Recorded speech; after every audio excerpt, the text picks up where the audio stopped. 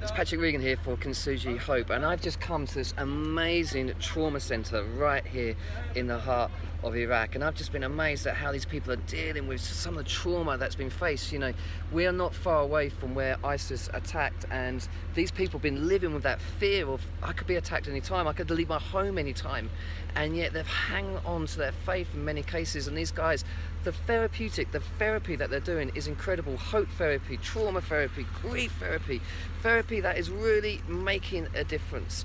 I believe we really got to support these guys, and I'm so encouraged. In some ways, I feel like they're ahead of us. We have people killed in London, and we often know the help, where these guys have been through so much and yet are tackling the needs of mental and emotional health. And this is incredibly inspiring. Okay, here I am still in Iraq, and I don't know if you can see this. I'm going to try and walk down without killing myself. And I'm here in this cave, and in the cave here, if you come just with me a little bit, is a church. And what they used to do is they used to build churches in homes. So this used to be a home, and right, that little bit of light right at the back there, it was like the chimney. And they turned into churches because obviously when there was fear, when there was attack, a lot of churches were underground in these caves. And so I don't know if you can just imagine with me just for a second, Christians praying, worshipping in caves like this. And as things have got a little bit more secure, then obviously they've been able to build churches further up. But I don't know about you, but you know, the church over the centuries has loved and worshipped God in places like this. And I'm just amazed again at how often I turn up on a Sunday, or turn up midweek, or just take stuff for granted so much of the time. And imagine being down here, the fear of being discovered, the fear of someone coming. It's inspiring to be here in Iraq. Hey, it's Patrick here from Kintsugi Hope. Now, you might be hearing a bit of a racket behind me. I'm still in Iraq, day 3, and we're actually at our plastics factory. And it's an amazing idea, social enterprise, where basically these guys behind me were refugees in the camps, and they thought, you know, we want to try and get these guys to stop them sitting around all day. Let's create a factory, a plastics factory, and with the profit, let's rebuild the church that have been through so much challenge. So you can't really see much. Reluctant to film too much of these guys, but you can just see the sort of creativity and the innovation. Some of the guys have gone back. It's about an hour away where they were displaced from, and there are plans to try and move the factory back there.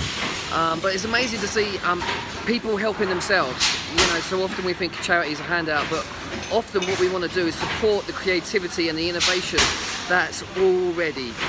This whole trip for me has all been about, it's better to light a candle than curse of darkness, and here's another example. Hi, it's Patrick Regan here from Kintsugi Hope on day 4 of Iraq. Now, I don't know if you can hear that behind me. ABC. It's beautiful, isn't it? Well, I'm in a centre for displaced people. There's about 150 families living here in quite tough conditions, and we've just been to visit that kindergarten you can hear behind me. And of course, a lot of these children, they're between 2 and 4. And so we're born near the war, and so I thought that was a beautiful sound in the midst of such a difficult area. And a lot of these kids can't return home because their homes have been burned, and their parents are scared. They're scared of going home. A lot of these kids are facing psychological problems because obviously they hear their parents talking about trauma and some of the things that have happened to them. So again, it's a real privilege to be here at this centre and just to see some of the things that are going on here. Hey, it's Patrick here. It's my last day in Iraq. I'm at the airport ready to fly home, and a little bit tired now, but have just met some amazing people here. And I think it's really important for the Christians of Iraq to realise that they are not forgotten. You know, the situation here has improved, but people still living with so much fear, so much trauma. They reckon it's about 30,000 ISIS fighters have been absorbed into the community. They're still rebuilding a lot of part of their community, still got huge challenges, but again, the people I've seen, they just sacrifice everything. and I heard a story of someone who returned to a village where ISIS were 4 kilometers away, and they didn't know if they were going to get attacked, and it was a Greek Orthodox priest, and he said to the person who was going with him, it'll be okay, they'll probably just shoot you, but because I'm a priest they'll torture me and they'll burn me, but I'm ready to die for Jesus. And their love for Jesus is inspiring. So please, let's not forget the Christians in Iraq. Let's carry on praying, let's carry on supporting, let's carry on learning from their courage and their dedication. So thanks for watching my little video blog from Iraq, and I hope to see you soon.